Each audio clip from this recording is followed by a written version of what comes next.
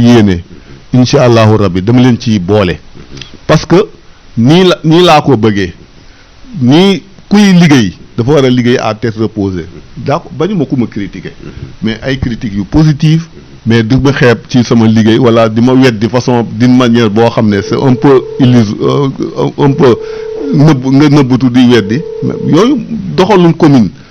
ñun ñëpp nañ jàppalante. allo ñu joxante loxo. ñu xam ne tey ji nii yéen surtout. ku baax na nga def waaw bisimilah ku baax. maaleykum salaam ñoo ngi lay nuyu yow la kan. El Hadj Diouf Mbadit.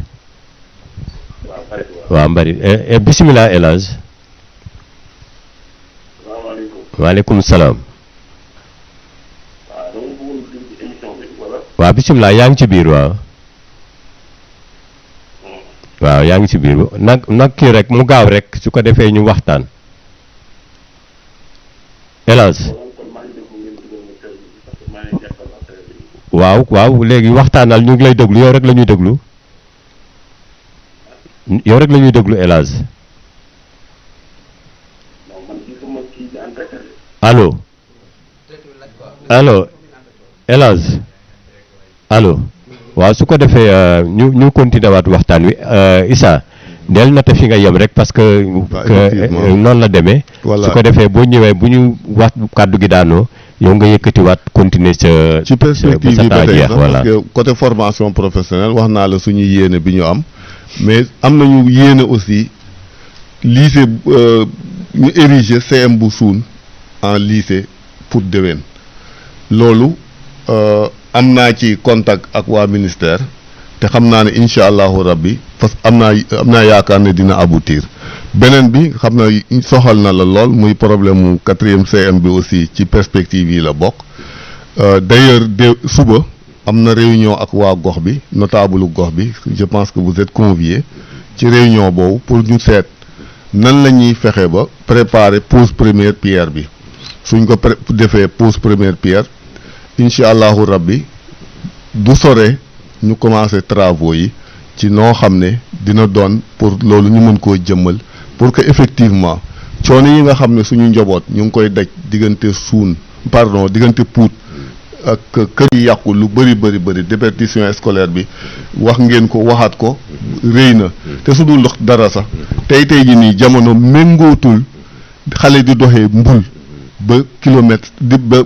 Kër Moussa mu ne day jàngi ji ndax sécurité kii noonu coono bi kiiwul te moyens yi nga xam ne tey ji parents am na xam naa peut-être moom yéex na lool mais depuis suñu rencontre ak yéen première ba tey ñun bàyyi nañ ci xel ñu ngi ciy liggéey d'arrache-pied pour que loolu yàlla mën ñu ko dimbale ba ñu jëmmal ko te incha allahu rabbi à partir de la réunion de demain dina gën a leer ci seen bopp pour que ngeen xam ne aussi mairie Kër Moussa bien que du compétence am parce que ñu leeral ko loolu compétence su conseil départemental la mais te aucune loi n'empêche benn mairie tabax benn CM wala tabax benn loo xam ne wees na ci compétence am parce que éducation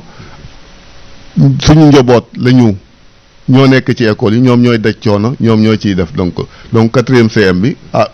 kilifa yi nañ yokk ñaan bi pour que yàlla mëtale yéene boobu loolu ci perspective yi la te xam naa ne incha allahu rabbi ci bokk na ci perspective yi aussi benn école de métier boo xam ne ñu ngi koy mënuñ du ñun ñoo koy mairie moo koy def parce que ci plan triennal d'investissement te waa ARD agence régionale de développement validé nañ ko ba teg nañ ko ci nguur gi pour que commune Kër Moussa mën a am aussi école de métier pour que yenn métiers yi ñu mën koo former fii parce que yéen a ma gën a xam lan mooy école de métier te loolu ci suñu PTI yi la bokk plan triennal d'investissement yooyu yëpp ay mébét la yoo xam ne am naa yaakaar ne su antoo dina doon ngëneel ci biir éducation bi nga xam ne mooy éducation Kër Moussa parce que tey ji ni ñëpp xam nañu ne njàng ci réew gisuma lu ko ëpp solo muy côté diine muy côté nasaraan muy lu mu mënte doon àdduna développement pour nga mën koo am il faut que njàng bi mën a dem ci kanam borom xam-xam yu bëri comprendre nañ ko moo tax tey ji nii dañuy naan sax investissement la ñuy wax mu ngi mel ne tey nga am sa 1 million 2 millions nga ubbi boutique boutique boobu ngay ubbi pour nga mën cee calculer nga mën cee wutee xaalis njàng tey ji ni loolu foofu la toll donc autorité bu ne wala parent bu ne bu ko sooxal bu ko néewal aussi yow yaa ngi mabbal réew mi donc loolu moo tax xëy na yéene yi ak perspective yooyu ñu ngi ñaan yàlla kiyal ko amiin jërëjëf Issa loo xam ne xaw na gudd waaw jërëjëf waaw noonu la puisque tamit ñun dañ leen a prévoir puisque bañ nañ ko ba ci début ba dañu waxoon ne bu jaree ñu étaler allonger émission bi pour ngeen mën a joxe seen programme parce que dañu am ay invité muy 5 presque candidats yu fi jaar def interpellation yooyu ñu def première réponse yi yéen a ko amee yéen bisimilah allo waaleykum salaam ku baax ñu ngi lay nuyu Alsane Pouy Kaayol waaw borom émission bi maa ngi leen di nuyu di leen rafetlu seen émission bi. macha allah sama jarbaat Ablaye Gueye. ñu ngi lay fay. waa du nuyu Loto. ñu ngi lay fay. di nuyu tamit. Issa Diouf. donc vraiment maa ngi di déglu tamit toujours rek boo leen encouragé tamit. macha allah. surtout comme benn moomu Loto da nga wax ci sa budget comme bi ñu lay wateel maanaam par an. que 5 000. waaw. wala 5 millions yi boo xoolee moo ci subventionné équipe yi rek ak ñaari zones yi 303 dem ci 4 millions 800 mille. te tamit comme final la nga am kon jàmbaar la. waaye nag li ñu wax ne gën nañ góorgóorlu quoi parce que. stade boobu bu leen ko xeeb ndax stade boobu war na am ay lapp war producteur war ci am. parce que bu fekkee mën ngeen ko dimbali day gën a baax. ñaareel tamit. stade bi tamit bu tawoon tey ni bu ñu doon sax kenn du football ci tamit solution fekk ni mun ngeen am solution ngeen def loolu tamit day baax. effectivement. ñaata Issa Diouf comme bañ a guddal. waay. Issa Diouf. waaw wàllu njàng bi éducation. waaw mu ngi lay dégg waaw. ah waa dëgg yàlla bu dee dëgg rek te yàlla tax école waa Kaayal li may wax waa Kaayal xam nañ ko. li may wax. boo munee gëstu. Kaayal xool école Kaayal nga dimbali ci bu fekkee ni mun na nekk nga dimbali ci dana baax trop. ndaxte man dégg naa sax xool ba ak li ay dëkk yu bari. nga xam ne xëy na toiture yi teggeeku. mais école Kaayal boo leen naaboo tuuti am nu muy demee rek. nu muy bindoo ne bu demee ñaari at bu defu ndànk dina daal ci. message bi jàll na mu. Alsane. waaw jërëjëf Alsane sa message jàll na surtout ba nga tuddee li xew Kaayoon kon Issa dégg na la après dana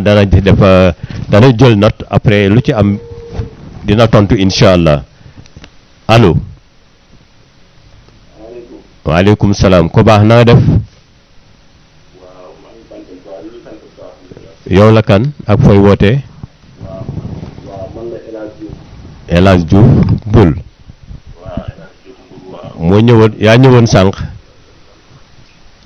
waaw bisimilah El Hadj.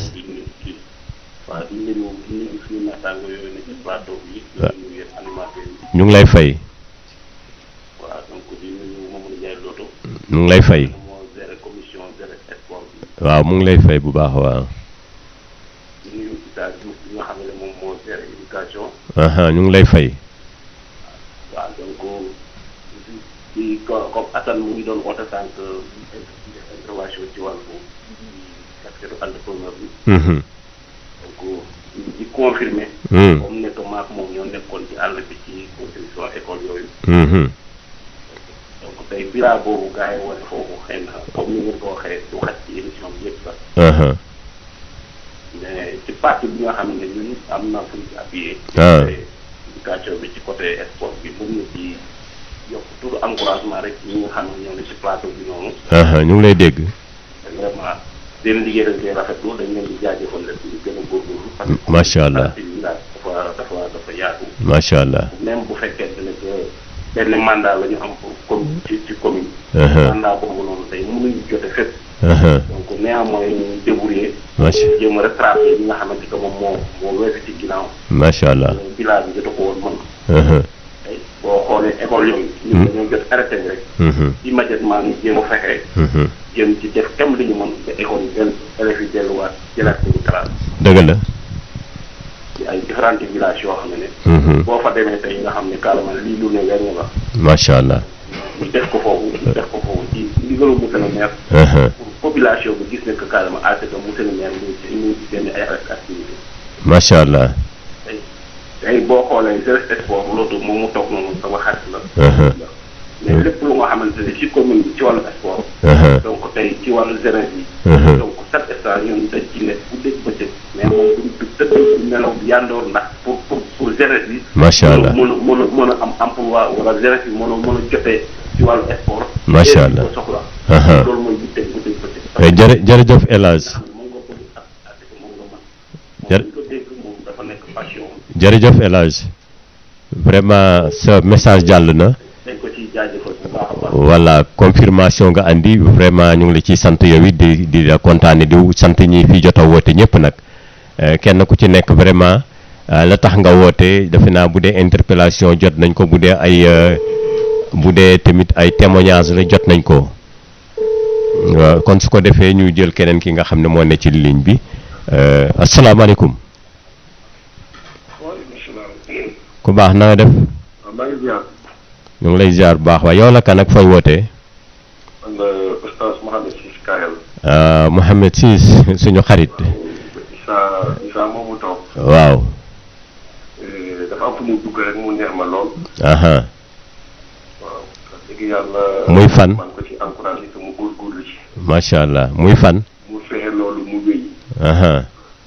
ndax waxuma Kayal mais boo xoolee dëkk bi ñuy wax Barit. Barit. li nga xam ne Barit. bii ci mbul nii. waaw ginnaaw mbul. waaw. mais vraiment xale bu am ay 11 ans 13 ans jóge fa di toog te kër mi fi. loolu métti na trop. métti na kay.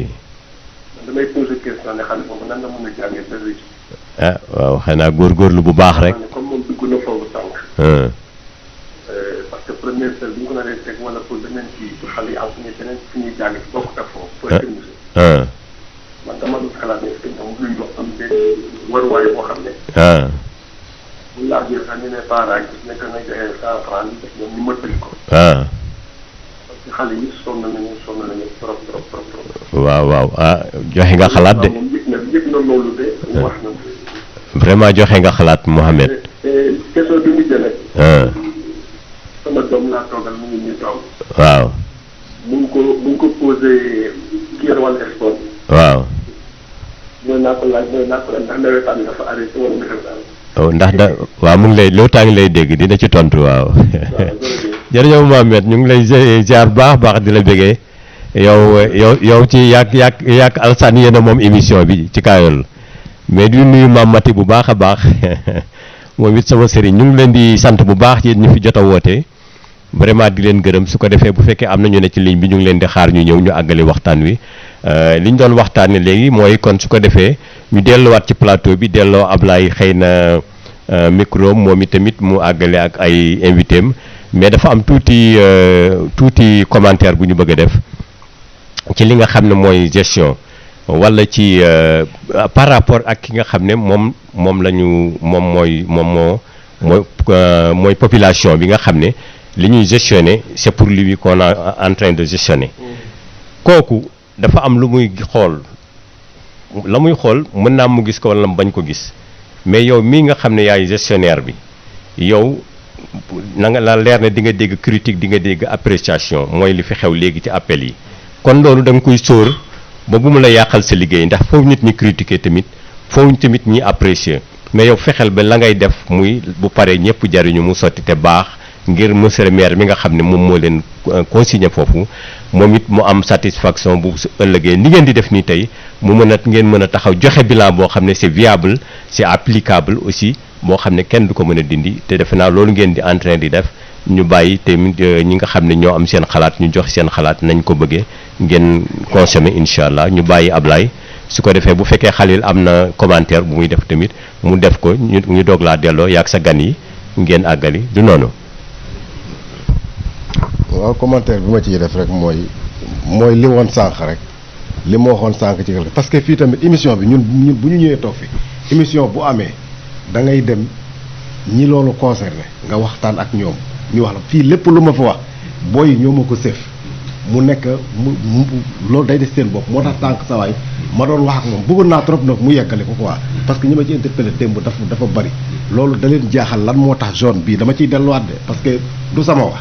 comme ni ñuy commencé émission bi rek ne ñun laaju askan bi la ñu yor lan moo tax zone bii rek la ñu gis équipe yi di fàq di dem feneen du ñu gis équipe yi di jóge feneen di ñëw ci zone bii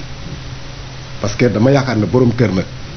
d'accord sa njaboot libre na ñu dem añee fu ne mais fexeel ba yow sa njaboot ba ne nam añu kenn waaw loolu mooy lu mën a doon pose sànq mais question bi dafa mel ni tontu naa ci de xam naa ne peut-être non mais dafa desoon ci sama bopp waaw mu yow da nga ma ne rek kenn ku ne libre nga dem football yi feneen mais lan moo tax sa waa kër di football te kenn du football ci yow man kay loolu moo tax manqué maa la ci yow wala waaw d'accord xam nga tey jii boo seetloo ñi nga xam ne ci zone Kër Moussa lañ bokk fenn rek la ñuy dem football yi muy Pout bëriwul ay ASC Pout bu demee ba mat ñaari zone ba nga naan 7A ak 7B c'est parce que ñi dëkk Kër Moussa ñoo dem di football foofu ñi dëkk zone Kër Moussa dem di football Pout 9 lañ 9 ASC lañ loolu rek mat na zone parce que pour nga am zone il faut nga am 8 ASC boo amee 8 ASC ma nga am si zone bopp peut-être ñoom bu ñu génnoon ñëw pour benn zone lay doon te zone bu ndaw lay doon sax du nekk zone bu mag mais règlement nawetaan dafa am nu muy doxee noo xam ne ñun il faut ñu tënku ci mooy ni ki tey association boo gis dafa autonome ci doxalinam loolu moo tax ma la ASC yooyu kenn mënul wañ seen loxo parce que tey yow ASC boobu am na droit ba ñu compétir kenn du koy da ngay ñëw compétir par force. am na droit ñëw compétir. waaw man. am na droit dem Pout mais moom même bu demee Pout waa ODCAV nangul ko waa zone Pout nangul ko ñun duñ ci mën lu bëri. ma la laa wax. waaw dem bi sànq ba léegi yaa ma koy leer. ñun liñ ci mën rek mooy peut-être sensibiliser leen waxtaan ak ñoom yombalal leen ko te pourtant loolu lañ def. moom ci beneen question. c'est ça quoi. parce que peut-être que ñoom amaana du ñu xaw a déggante mais man selon sama entendement mooy lii xale li wax nii moom la jeunes yi kii mooy zone bi ni mu bindoo est-ce que équipe yi fa nekk ñu ngi ciy sentir seen bopp par rapport ak recettes yi fay am par rapport ak subventions yi fay am est-ce que jaral na leen ñen nekk ko dabal ñu déplacé ñëw fii pour gis recettes yi. voilà non mais loolu est-ce que laa ko mën a tuddee. non xam nga tey jii yow ñi ngay wax ni ñi ngi dem pour di football duñu am pour subvention.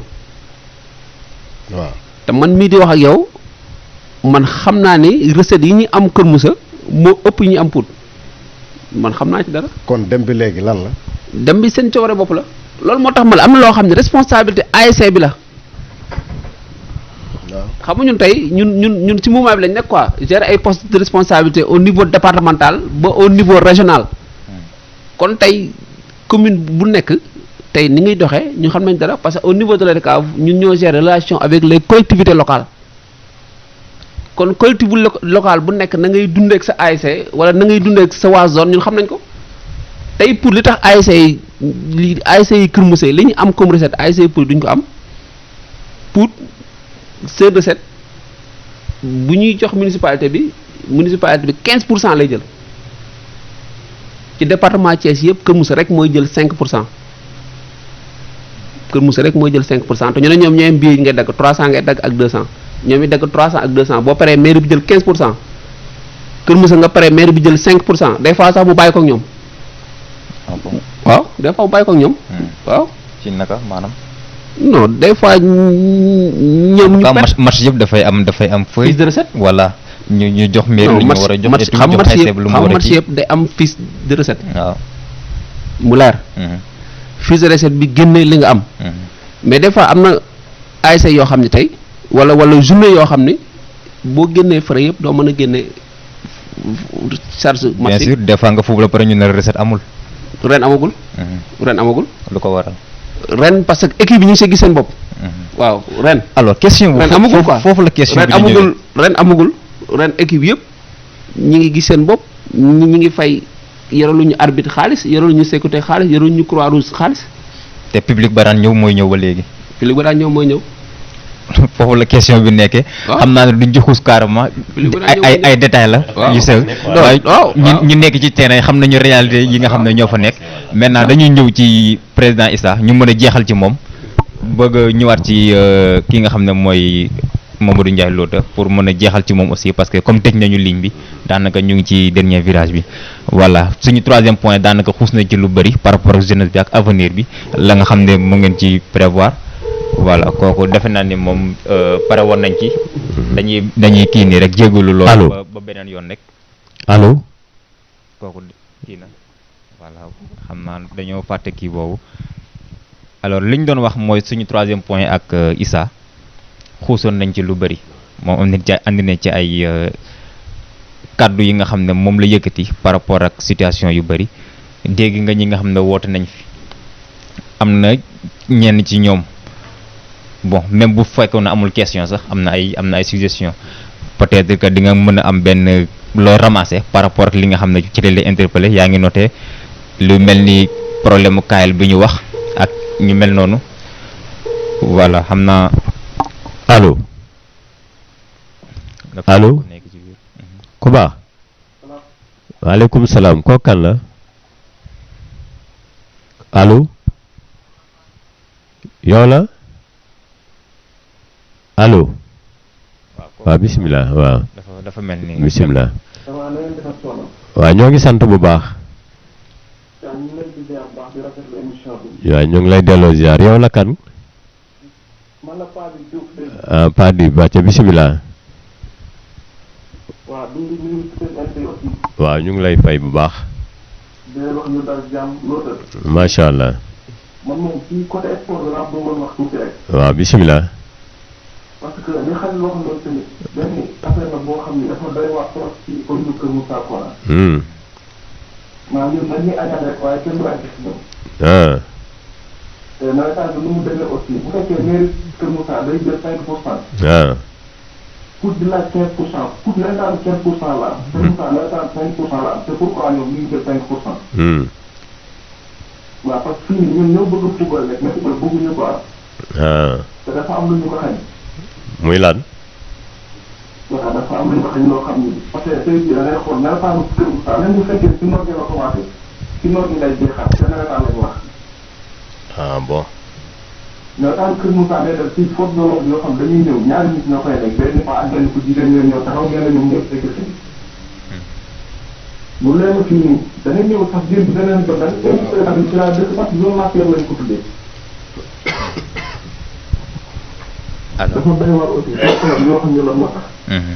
alors merci beaucoup Pa bi defe nañ ni gars yi ñu ngi noté jël nañu question boobu su ko defee dañuy dem directement ci Elas xam naa rek bu ñu mënoon rek ñu tënkee ko noonu su ko defee ñu ramasser li nga xam ne mooy lii fi ñu bëgg a tëjee ci ki nga xam ne mooy Issa Diouf de façon ramassée balaa ñoo ñëw ci certaines suggestions la nga mën a tënk ci appel yi ak suggestions yi nga xam ne yëpp jël nga ko. waaw maa ngi rafetlu appel yëpp surtout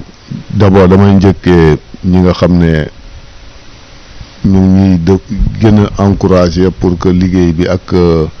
gis-gis bi ñu am ci liggéey bi ñu am ci satisfaction loolu maa ngi ciy sant yàlla bu baax. beneen bi am na ku woote Kayel di waxu pour ñu dem xooli école Kayel mais li ma koy wax mooy semaine bii di ñëw incha allahu rabbi su ma yàlla mayee fekke ak tal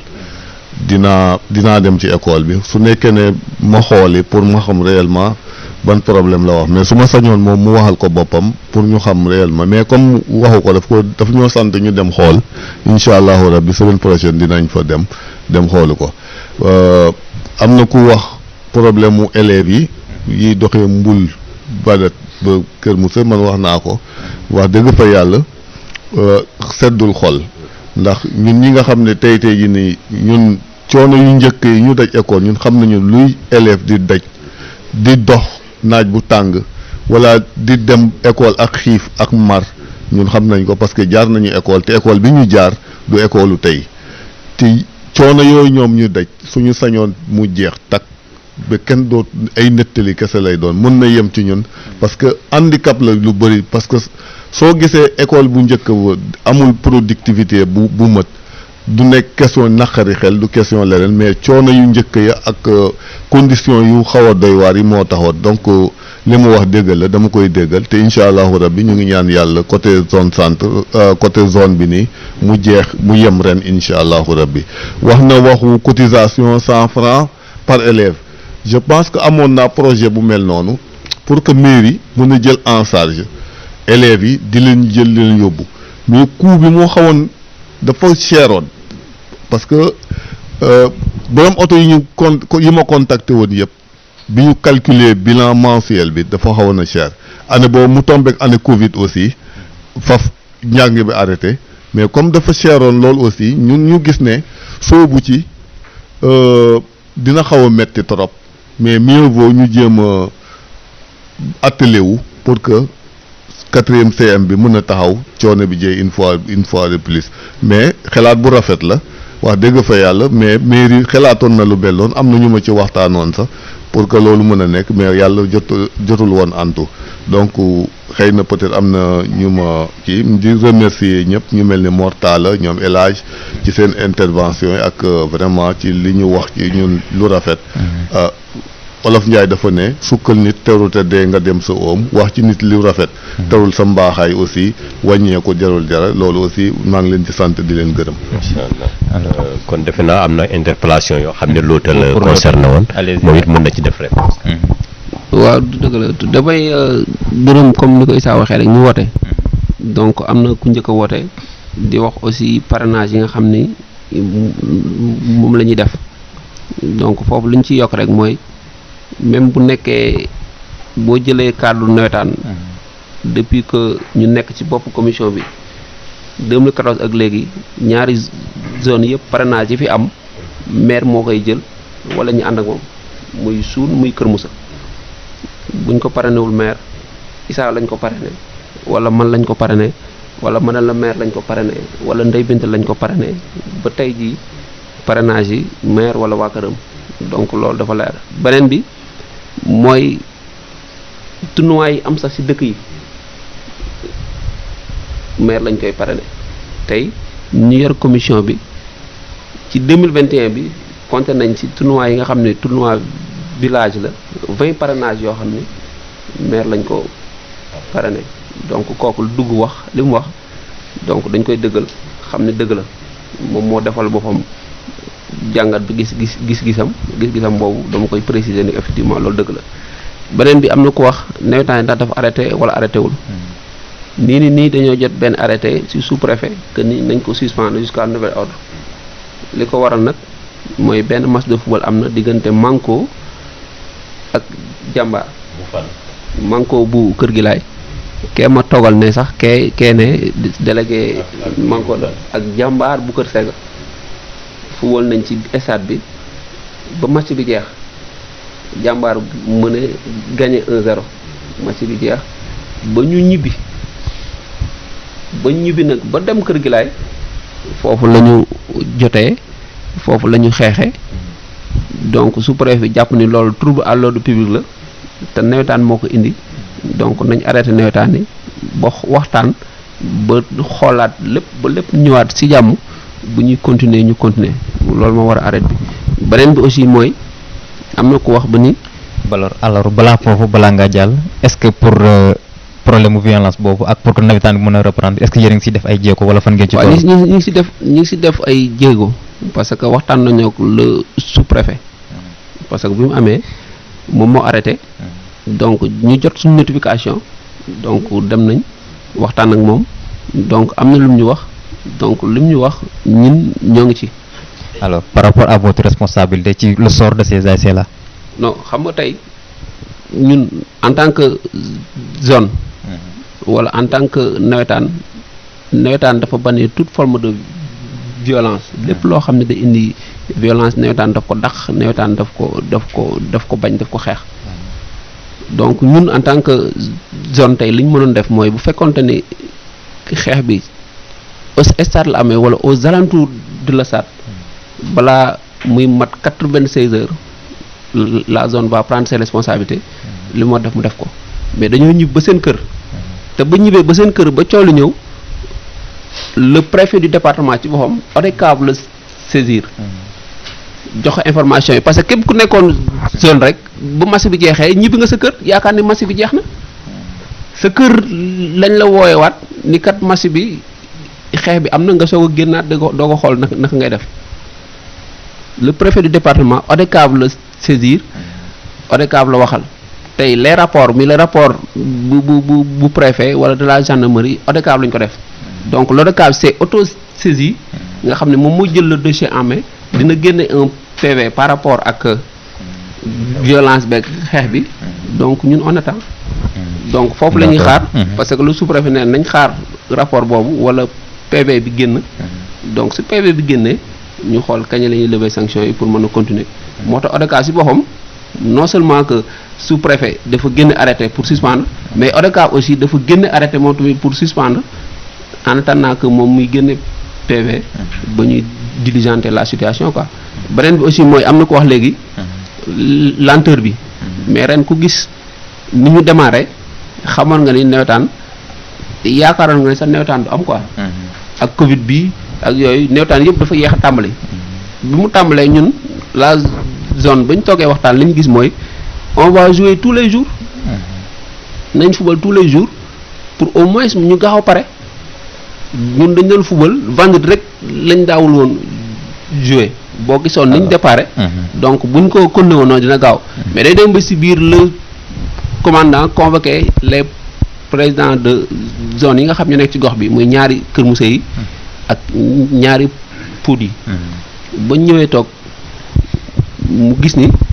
élément mi yor bëriwul day demander renfort bi muy demander ni mu ko soxlaa la ko ay moroom di soxlaa donc ñun dañu organiser wu def benn calendrier comme boo xam ni bu Kër Moussa di football ak Pout suun xaar bu suun ak Kër Moussa di football Pout xaar donc loolu lañ defoon moo tax yenn jours yi daaw ñu ko football ñu toog di xaar donc lii ñëwaat tamit dal suñu kaw moo tax ñu am lenteur bi donc nag jaamu ak pexe yàlla mooy dogal mais ñun ni ñu ko xalaate woon doon ko déroulé noonu bu continué woon noonu moi je pense que ni waxu fi naa waxtuñ ko beneen bi aussi mu ni gendarmerie ñaar mooy ñëw ak ñett mun dama jàpp ni kon moom dafa gëj a ñëw ay stade quoi parce que tey commandant bi nanguwul déployer ci terrain bi moins de 10 éléments waaw nanguwul déployer ci terrain bi je pense que sécurité bi nekk ci élément quoi en dehors de gendarmerie maanaam ñi gérer les portes yi ak sécurité mbir bi yooyu la waaw ñi gérer portes yi ak mooy les bénévoles kee ma àndal tey muy biram male moom moo gérer bénévoles yi moom du jël moins de 10 éléments quoi waaw du jël moins de 10 éléments moins de 10 éléments ça veut dire 10 éléments jëm kaw moom lay jël quoi waaw ok merci beaucoup amaana loolu kii na defe nañ ni daanaka mëtal nañ bien vrai que bëri am na benn point boo xam ne temps bi duñu ko may boobu nañ ñëw ak prochaine échéance électorale yeeg yooyu mais du ci xaj parce que waxtu bi jot na voilà mu ngi noonu il est 0 heure juste que dama bëggoon ñëwoon ci Issa Diouf par rapport ak divers yi par rapport ak surtout CM de proximité boobu wax na ko sànq ñun amaana daj nañ ci lu ne parce que dañu gis ni bu ngeen seetlu maanaam ñuy seetaan Palo TV defe nañ ni le maire wax ne moom mooy relève moom lay suivre dañu def benn tournage ci école primaire yi ak école yi fi nekk yëpp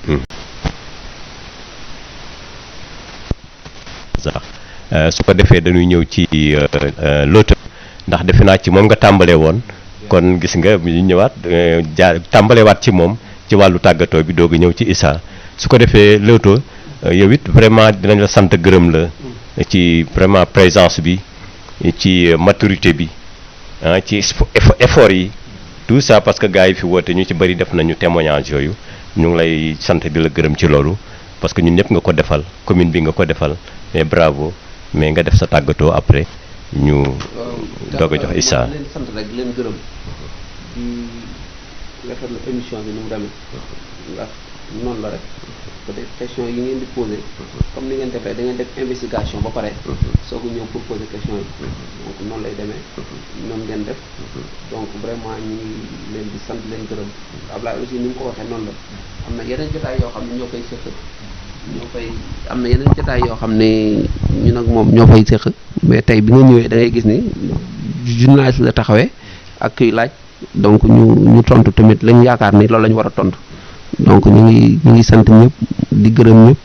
di sant aussi ñi nga xam ne ñoom lañ seqaloon liggéey bi ndax tey bu ñu nekkee président commission am nañ ay membres yoo xam ne ñu ko seqal donc dañuy wax tout le conseil municipal parce que ñun dañoo jàpp ne suñu commission bi ñëpp ciy jàpp donc di ci beral sant rek Mortale mi nga xam ne c'est le rapporteur de la commission ci def liggéey bu am solo moom tamit di ci sant aussi Ibrahima Ciss donc mën nañu sax ci commission bi la bokk ndax lépp lu ñuy def da ci ànd ak ñun donc di sant conseil municipal bi yëpp fàttewuñu kenn ku ñu juum di beral sant aussi monsieur le maire mi nga xam ne tey moom moo am confiance ba dénkuñu ko te nekk koo xam ne tamit kilifa la boo xam ne tey neex naa liggéeyal neex naa liggéeyal ndax koo xam ne tey danañ dem leen ngeen waxtaan lépp loo leen waxtaan bu juboo ci boole ñëwee ma def ko na ngeen ko bëggee moi je pense que ni ñëw na kilifa buy doxee noonu ak ñi njabootam loolu ñu naan joxe bopp rocc làmmiñ deful loolu bu la joxee responsabilité da koy bàyyi ak yow jàppale la ci dooleel la ci tey lépp lu ñu ci sante wala ñu gërëm ñu ci dañuy jëlaat lépp teg ko ci loxoom lépp loo xam ne nag manqué na ba nit xarab wala dara nañ jàpp ni peut-être ñun suñu matadi la wala fam ñu joxañ wala lam ñu teg lañ deful waaye bu nekkoon moom kese la lépp dina mat macha allah fii Ablaye daanele yow Mbaye nga daanele fa foofu la ñuy daanele ay élection locale lañ jëm tey ku mu neex nga am ambition ku mu neex nga nekk candidat loolu sax mooy taaru démocratie loolu moo tax démocratie rafet ku nekk jóg ni bëgg naa kii ni bëgg naa ñu woote xalaat wute gis-gis wute ay point de vue dem wuti loolu mooy charme démocratie waaye nag nañ ko defee dans les règles de l'art mooy respecter la démocratie fa nga nekk fa la ngay wuti nga wuti ko ci jom wuti ko ci fulla wuti ko ci ngor bañ a xaste bañ a wax lu ñaaw bañ a toj bañ a yàq moi je pense que ni loolu buñ ko defee Kër Moussa moo ciy gagné ndamu Kër Moussa la ñu xam ne kat Kër Moussa am na ay nit yu mature am na ay nit yu am taxawaay donc loolu la ñuy tëjee di sant di gërëm ñi nga xam ne ñoom la àndal depuis 20 heures ba léegi ñu toog donc maa leen di sant di leen gërëm di sant aussi ñi nga xam ne tey bëggoon nañoo dugg muy ñoom Sey Ndiaye waaw xam nga leen Biram Daouda Thioli mi ngi na le ñoom Daouda waaw Samba mi ngi na le ñoom Samba waaw donc di sant ñëpp di sant tout le conseil municipal di sant waa Kër Moussa yëpp ñi nga xam ne vraiment fa laa jógee ginnaaw ma sante commune bi yëpp di sant Kër Moussa bu ma jógee Kër Moussa bu ma jógee boo tuddee madame le maire Fatou Ndiaye tudd Gabriel Marie Bopp mi nga xam ne mooy tête de liste proportionnelle bu Benno Bokk Yaakaar moi je pense que tudd nga waa Kër Moussa yëpp donc ñu ngi sant ñëpp di gërëm ñëpp wasalaam. ok jërëjëf Lota Ndiaye vraiment am na solo tàggatoo bi matale na wax dëgg yàlla man je pense que ñi leen yebal tey sama xol sedd na quand même ndax xëy na parquet moom yàlla rek moo ko def te ñaar certaines entre les gens nanguwuñu parquet wu yàlla parce que dañuy jàpp ne yàlla dafa mooy njëkk a ségrégé mais kon li ñu bëgg a wax mooy yaakaar naa li nga wax doy na leen te kontaan nañ ci macha allah waxtaan bi am na solo kon su ko defee dañuy jox Issa moom itamit mu def mot de la fin woon ci émission bi nga xam ne moom la ñu amaloon fii muy émission Ëttu Maam fii ci Palor TV Issa ñu bàyyi la nga def say mot de tàggoo. waaw xanaa delluwaat rek sant yàlla bu baax bi mu ñu kattadalee bàyyi ñu ko suñu xel ba ñu tàmbalee émission bi bisimilahi rahmaani rahim jeexee ko alhamdulilahi rabil alamin yéen ñi nga xam ne yéen ñu invité woon aussi ñu ngi leen di sant bu baax a baax di leen gërëm comme ni ma doore woon aussi di ñaan yàlla lii weesu kër ba mu nekk télévision internationale yéene bi ngeen am pour informer population bi bégal population bi yal na leen ci yàlla fay aussi di ko ñaanal aussi techniciens yi yàlla may leen xarañte ak bàyyi leen xel yokk leen ba liggéey bi gën a mën dem ci kanam mais di remercier aussi ñun ñi nga xam ne accompagné nañu ñoom te président Lota doon leen lim sànq ñoom ñu toogee na le am témoignage bu ndaw bu may def ci Ablaye Gueye parce que man xawma ko lu bëri mais cër bi mu ma jox daf ma ëpp ah su nekkee noonu la dëkkee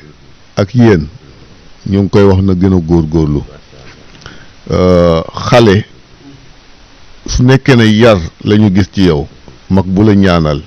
yàlla dina ko nangu bu soobee yàlla te li ma gis ci yow am naa yaakaar ci yow te maa ngi lay gën a dénk aussi sama bopp ndax liggéey bi ma nekkee cër bi nga ma jox tax na ba souvent man loo ma wax rek conseil laa koy jàppe en premier lieu ak ku bëgg a defar ak conseil yooyu moo tax xëy na sax parfois damay am kersa ak ragal sax di wax ak yow lu bëri ndax cër bi nga ñuy jox loolu ma seede ko waa Mbul parce que ba tey sax déggu leen ko benn yoon mu tudd Issa papa Issa la mooy wooy te naka jëkk noonu lay woo loolu lay wooy loolu du lu tuuti ci man lu rëy la ci man te maa ngi la ciy sant di la gërëm loolu tax na ba gën naa la jàpp gën naa la dugal sama xolu aussi loolu ma seddal la ko ci kanam waa Mbul yëpp ah li ngeen wax li ñu fi wax aussi su nekkee ne am na ñagas-ñagas bu ci am aussi ñu ngi koy jéggalu xëy na dañu bëggoon leeral rek mu gën a leer ci askan bi xam naa comme niñ ko waxee bilan bi yëpp sax joxuñu ko parce que lu dem ci wàllu partenariat waxuñu ko lu dem ci wàllu Covid bi li ñu def daaw ci wàllu Covid ci école yi waxuñu ko waxuñu extra lu bëri mais comme ni nga ko waxee aussi lu duuf ci nag bi xëjul ci cin bi xëy na ci yeneen échéance dina gën a leer ci wàllu élection yi aussi loolu laa tout dit mënuma ci waxaat lu sori damay kiyaat mais je pense que Kër Moussa mënuñu ko séddoo mënuñu ko xar ndax élection ñun ñëpp dogal bi yàlla dogal ci élection yi jiitu na suñu juddu ki war a falu yàlla tudd na ko avant muy juddu donc li yàq mbokk wala yàq xaritoo wala yàq diggante dëkk ak dëkk wala diggante groupe ak groupe gisuma ko fi fair play suñ ko ci amee ku ne nga wuuti soo amee nga sant yàlla soo ñàkkee itam nga sant yàlla je pense que ne loolu dina doon lu taaru commune bi yëpp man de personnellement man awma habitude di politique di yàq xelu nit yàq deru nit wala di waxal nit naka sul du noonu élection jaraluma ko bañ naa ko ba sax handicap la ci man ci politique te man je dirige une coordination des apéristes de la zone sud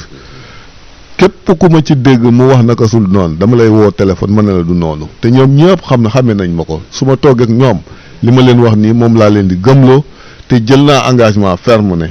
lu ñaaw du jóge ci ñun dem ci yeneen candidats parce que on en a deux ci suñu zone ñu ngi dëkk ak ñoom ñu ngi jéem a rafetal suñu kemtalaay kattan te je pense que ne loolu mooy taaru démocratie comme ni ko président Lota waxee ñun lenn xejul suñu biir lu ñu war a mën a yàqal waru ko jar en tout cas avant may tëj moom wax na ko sànq maa ngi remercier bu baax confiance bi nga xam ne maire Kër Moussa investir nañ ko ci ñun ak jàppale bu mu ñu jàppale pour que liggéey bi mën a nekk liggéey bu tegu yoon di jéggalu aussi nit ñi population Kër Moussa yëpp xam naa liggéey bi am na manquement nangul nañ ko parce que des na lu bëri lu bëri sax des na ko bien que def nañu ay jéego mais des na lu bëri loolu des noonu nag du yaafus du ñàkk yéene bu mat mais xëy na manque de moyen la boo xam ne peut-être moyen mu commune ba àggu foofu mais ñun en tout cas ce qui lu mu wóorti wér mooy que def naa sama kemtalaay kattan ak maire ak équipe municipale bi pour mën a satisfaire le maximum doléance u population bi bu may tëjee Ablaye dinaa la jox garantie incha allahu rabbi 4e CM bi moo ma tere nelaw comme nu mu la tere nelaw bi ma déggee pose première pierre maire informé ko dama ne maire léegi commission mën nga ma ci jëlee nga dem parce que ça me tient à cœur le 4e CM c'est ce qui me tient à cœur le plus ci sama liggéey bi depuis 2014 honnêtement parlant et sincèrement c'est ce qui me tient à cœur le plus donc maa ngi delluwaat di leen sant di leen gërëm di leen nuyu yi gën a tedd di yokk rek ñaan yi yàlla yokk bërëb bi ëttu maam bi Palo TV bi d'abord ba mu nekk télévision bu raw ci biir télévision Sénégal asalaamaaleykum wa rahmatullah di jéggaluwaat lu bëri jërë ngeen jëf quand même macha allah kon su ko defee rek mbokk yi du ñu def lu dul nag yëkkati jotaay bi ndax waxtu wi jot na ci biir loolu dañuy sant ak gërëm rek képp koo xam ne yaa ngi ñu doon teewlu fii ci Palo TV ñu ngi lay sant di la gërëm képp koo xam ne jël nga sa téléphone woote bokk ci émission bi ñu ngi lay sant di la gërëm képp koo xam ne kii sax même wootewuloo waaye émission bi neex na la Palor TV neex na la ñoo ngi lay gërëm waaye di gërëm bu baax a baax accompagnant yi nga xam ne ñoo doon accompagner suñu invité yi nga xam ne ñoom la ñu dalaloon fii ci plateau bii di Palor TV ci émission bii di ëttu maam su ko defee di gërëm di sant bu baax a baax monsieur le directeur El Hadj ñoo ngi lay sant bu baax di la gërëm yaak ñi nga àndal muy Pape Mbuub ñoo ngi leen di sant ci technique bi Baye Ali Maam Ali ñu ngi leen di sant bu baax a baax di gërëm vraiment Ablaye surtout maam ñoo ngi lay sant bu baax ci taxawaay bi ci maturité bi en tant que petit jeune quand même mais ñu ngi lay sant di sant Khalil bu baax a baax moom gars yi dañ ne moom mooy sànnikatu xeer bi mais il est très pertinent parce que ay question am vraiment day neex nit ñi parce que moom du ci làq-làqal day jaar ci digg bi loolu nag moom mooy li nga xam ne mooy trio wu émission bi su ko defee ñu sant suñu invité yi kontaan ci ñoom ñaanal leen yàlla tamit yàlla defal leen ndam defal leen jàmm defal ñu xéewal tas ko ci commune Kër Moussa di tamit wax dëgg yàlla nuyu monsieur le maire di nuyu Mame Fatou Ndiaye mi nga xam ne ci ñoom lañ tàmbalee woon suñu nuyoo di leen sant di leen gërëm vraiment ci taxawaay yi kon ñu ñaan yàlla mu may ñu bi beneen samedi ci waxtu wi ñu ko daan defee muy 21h incha allah buñ ca àggee ci émission bi di ëttu maam fii ci Palor TV ak yeneen invité yoo xam ne ñoom la ñuy dalal fii su ko defee ñu sant ñëpp gërëm ñëpp asalaamaaleykum wa rahmatullahi taala wa barakatuhu.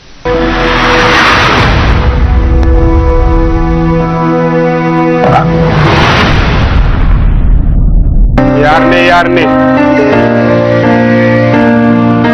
yama xamuli laɓe jajtax yen yuhuluy papa yen yayitame yete yen yihuluy nega kika teli wo iba lona koye sile helde cosani kisi lona yayta mbamba a foni fo lomuta jakarta kal so koñ abin serena jagana foka yewo homana bo ɓosna ɓoso yen ɓeyta dakaru nan yen badul faso yen ir cosani yen ay ɓoso